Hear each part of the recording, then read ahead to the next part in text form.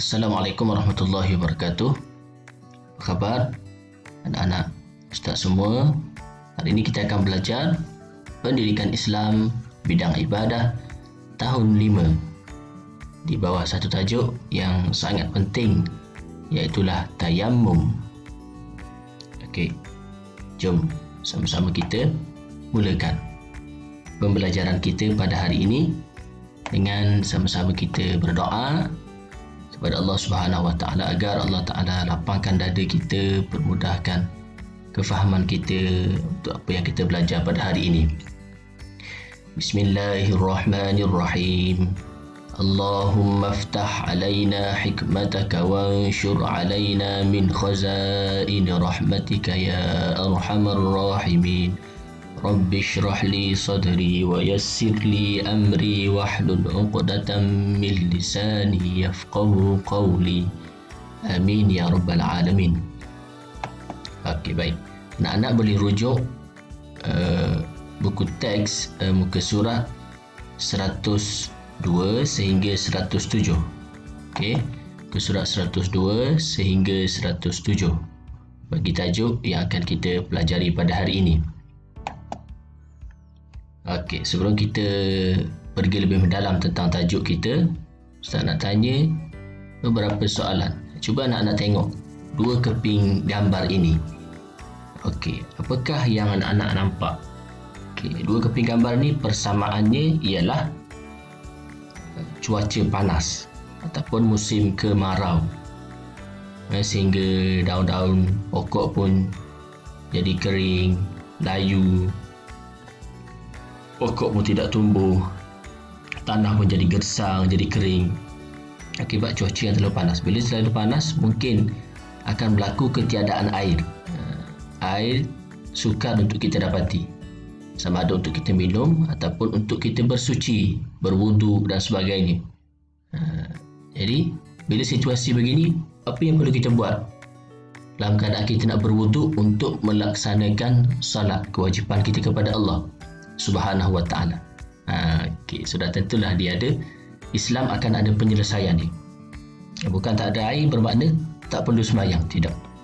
Okey, kita wajib melaksanakan solat walaupun dalam apa jua keadaan sekalipun.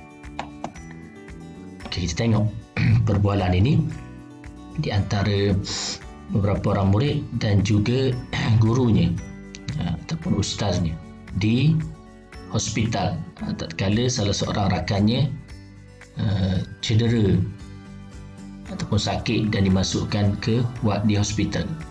Okey, yang pertama, Ustaz, kaki saya berbalut, bagaimanakah cara saya mahu berwuduk nanti? Kata murid yang sakit ini. Jawab Ustaz, nizam dalam keadaan-keadaan tertentu Islam mengharuskan kita bertayamum. Okey, jawab murid perempuan pula, tayamum?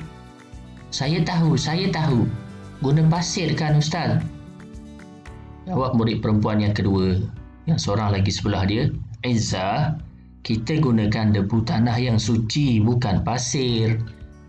Itu perbualan di antara mereka berlima ini tentang keadaan solat ketika sakit ataupun macam mana nak berwuduk dalam keadaan anggota wuduk yang tercedera ataupun sakit.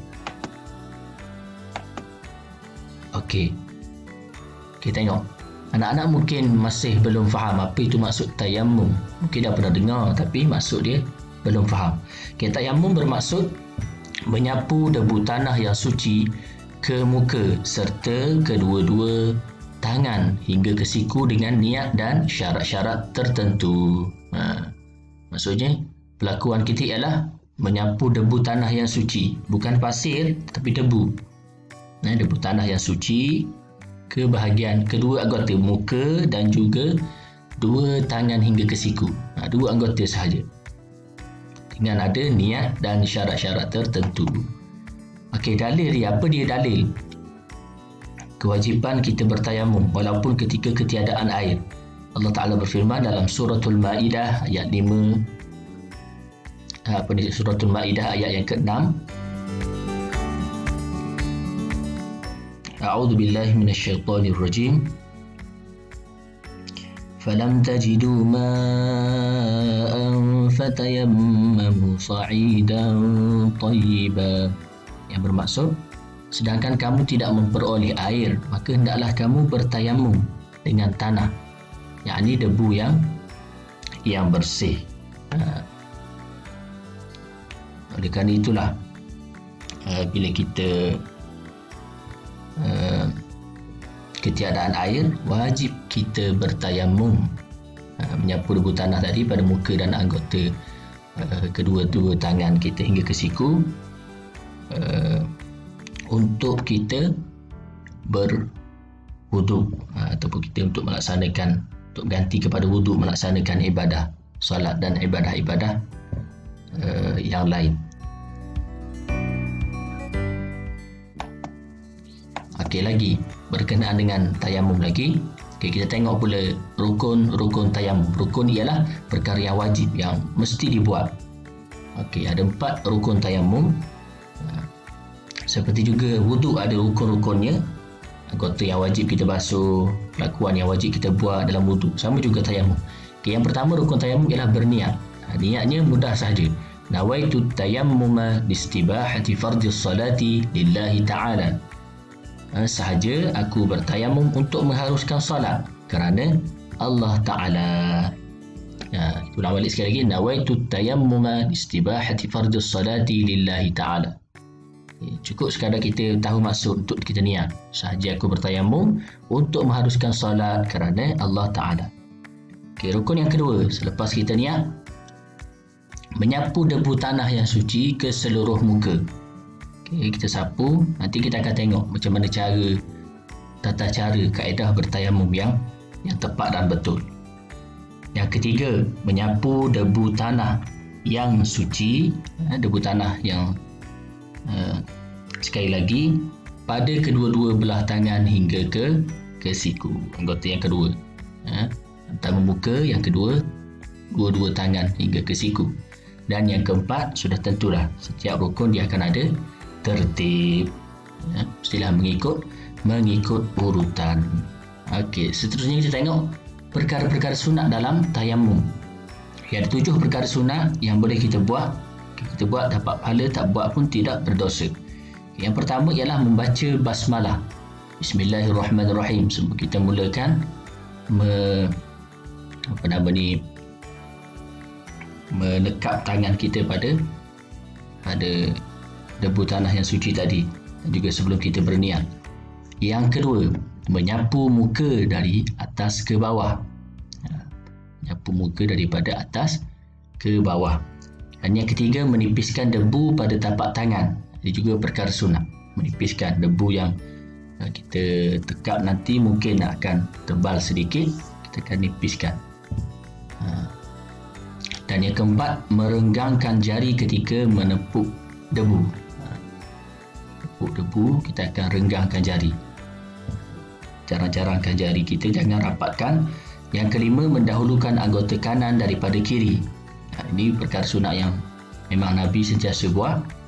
Iaitulah, dia juga dipanggil at-tayammun. Bukannya tayamim ini yang kita belajar tayamum, tapi Nabi tayamimnun, at-tayammun. Dia bagi istilah dia, itulah menganan. Nabi sentiasa mendahulukan anggota yang kanan. Yang keenam, menghadap kiblat, juga sunat ketika mana kita bertayamum. Dan yang ketujuh, yang terakhir ialah membaca doa wuduk setelah selesai bertayamum. Nak wuduk, mungkin adik-adik anak-anak dah ingat, asyhadu an la ilaha illallah wahdahu la syarika lah wa asyhadu anna muhammadan abduhu wa rasuluh. Allahumma ja'alni minat tawabin wa ja'alni minal mutatahhirin wa ja'alni min ibadikas salihin. Itu doa yang biasa kita amalkan selepas berwudu. Okey, lagi. Okey, ada sebab-sebab yang mengharuskan tayamum. Kita tengok sebab-sebab yang mengharuskan tayamum. Bukannya saja-saja kita bertayamum. Yang pertama ialah tiada air setelah berusaha mencarinya. Kita dah cari dah. Kalau kawasan padang pasir, kawasan kering kontang tadi, memang kita dah usaha untuk cari air, tapi tak ada. Yang kedua, ada air, terjumpa air tetapi hanya mencukupi keperluan diri dan ternakan. Mungkin hanya untuk kita minum sahaja, untuk kelangsungan hidup kita. Kalau tak minum air tu, kita boleh menyebabkan mati dan sebagainya, ataupun ternakan kita boleh menyebabkan mati bila mana tak minum air. Jadi air untuk kehidupan sahaja pun boleh bertayamum.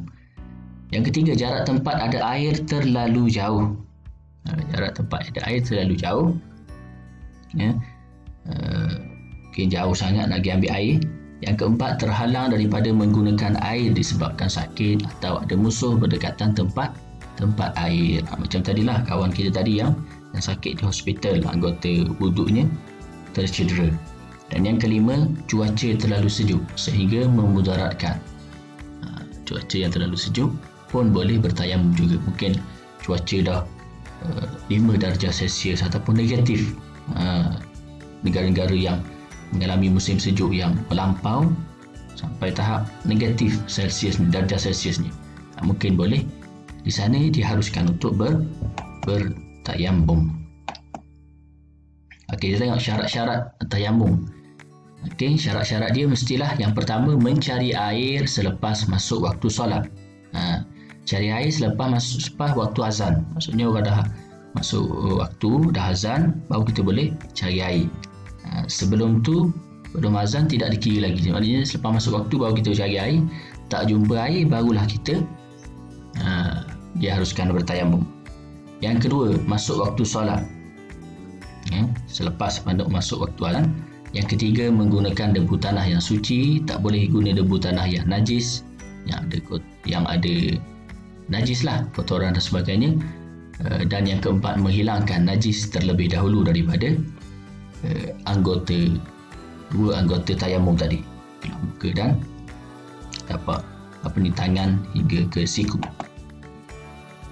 Perkara-perkara yang membatalkan tayamum. Ada juga perkara, kadang-kadang ada murid tanya, kalau kita terkentut batal tak tayamum kita, Ustaz? Dia sama je.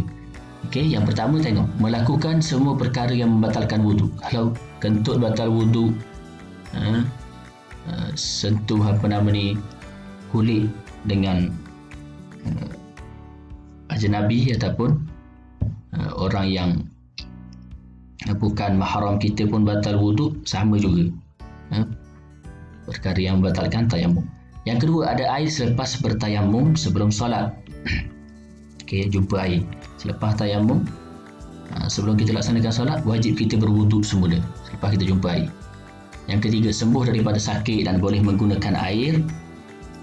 Sembuh daripada sakit, dah baik dah, tak cedera lagi. Yang keempat, telah luput waktu solat. Waktu solat dah pun habis. Bermakna tayamum ini hanya untuk satu fardu solat sahaja dan beberapa solat sunat.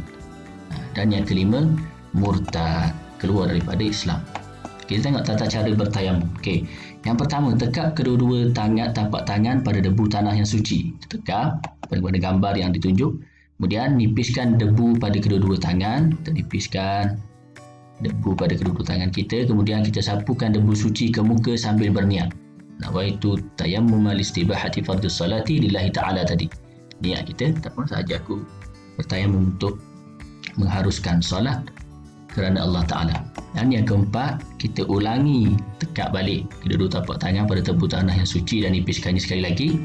Dan kita sapukan debu yang suci pada tapak tangan kiri ke bahagian bawah tapak tangan kanan hingga ke siku. Mana dahulukan yang kanan dulu. Sapu debu tadi pada tangan kanan dulu. Kemudian yang keenam, yang terakhir sekali, kita ulangi menyapukan debu yang suci pada tapak tangan di bahagian bawah tangan kiri hingga selesai. Kepentingan tayamum ialah kemudahan kepada umat Islam untuk menggantikan wuduk dan mandi wajib dalam keadaan-keadaan tertentu, dan memastikan umat Islam tidak semena-mena meninggalkan ibadah dengan sengaja, menghilangkan kepayahan dan kesulitan. Yang keempat, menyucikan jiwa manusia. Yang kelima, umat Islam sentiasa berada dalam keadaan suci. Inilah untuk kita bersuci, mandi wajib, berwuduk, tayamum, untuk kita tawaf di Kaabah, untuk kita salat dan untuk kita membaca Al-Quran. Sekian saja pelajaran hari ini. Harap anak-anak semua faham. Assalamualaikum warahmatullahi wabarakatuh.